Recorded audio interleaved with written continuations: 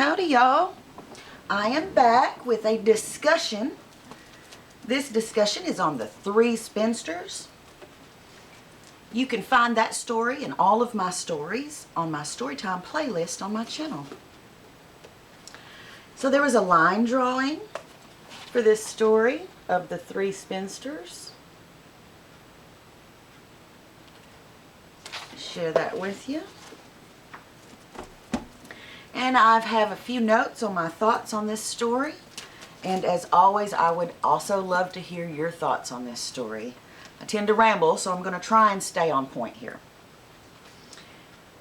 Okay, this is one of my favorite stories. It always makes me smile at the end.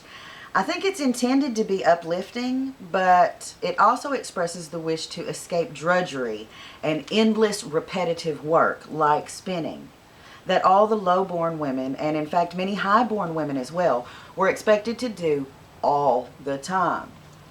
Many girls learned to spin at a very young age and always had on them a spindle. Many representations of girls and young women at the time depict a spindle hanging from their belt. All idle time was to be filled with spinning, and because of this, refusing to spin was practically unheard of. And we begin the story with a girl that refuses to spin, much to her mother's distress. So much so that the mother feels compelled to beat her daughter loudly so people outside hear her cries. So naturally, when the queen passes, hearing a young girl being beaten, she inquires as to why. Now, this is where it gets kind of interesting to me.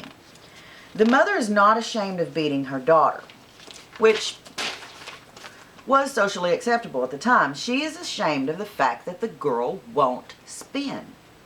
This was a sign of extreme laziness, and such a girl would be a disgrace and reflect poorly on her mother, hence the beating. So, to hide her shame, she lies to the queen, saying that she cannot get her to stop spinning. Okay, so she's still ashamed that her daughter is disobedient, so she's unashamed of beating her. She's not trying to make an excuse for that, as she doesn't see that it's wrong. Her excuse would be her daughter was disobedient and would not stop spinning when she told her to stop spinning. So she was disobedient, so she deserved a beating. So this mother is really passing the buck here. The mother implies that the daughter's spinning is more of a compulsion, and she cannot help but to spin. Again, trying to take some of the guilt off of her for raising a daughter who can't spin correctly. I found it interesting that the reason the queen wants the girl to come and spin for her is that she likes the sound of spinning, saying, "I always feel happy when I hear it humming." This sounds like ASMR to me. I think Queenie might have got tingles from the humming sound, and that's curious to me, and I wonder what it sounds like, and I'm seriously considering looking up and finding out what the sound of a spinning wheel sounds like. I'm not sure I've ever heard that before.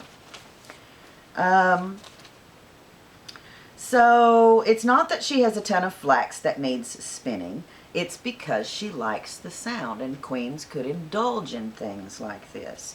So in a very similar situation as the girl in Rumpelstiltskin, she is put into a room filled with material for spinning, and she cannot spin, having refused to learn how. You know that spinning and other chores like spinning must have seemed never-ending. And this task of an insurmountable spinning, rooms and rooms and rooms of something to be spun, must have been very disheartening to someone who spent all their time spinning. This reoccurs often in fairy tales, so much so that this image of rooms filled, waiting to be spun, must have struck a chord and caused this story and many like it to be remembered and repeated.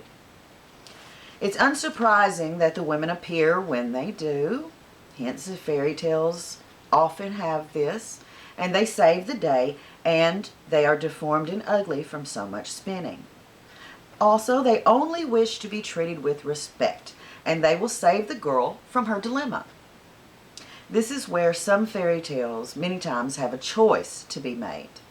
If they help you, you must promise a future deed or service that shows respect. And like in the Frog Prince, they just want to be treated nicely. They ask to be guests at the wedding when their work should cause the girl to become married to the prince. It's agreed and all goes well, including the three spinsters' appearances being so distorted into ugliness by spinning that it causes the prince to decree that his lovely wife should never spin so as to retain her beauty.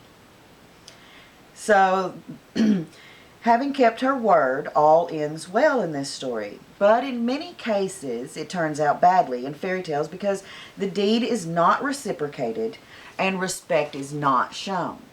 Although not every time. For example, in The Frog Prince, the girl doesn't want to do what she promised the frog. Her father forces her to do it, yet and still she gets to marry the prince. In this one, it's different. The three spinsters do what they promise, and the princess delivers on her promise of respect and an invitation to the wedding. So that's my thoughts on the three spinsters, and I would love to hear your thoughts. So let me know down in the comments what you think about this story. And until next time, y'all be sweet.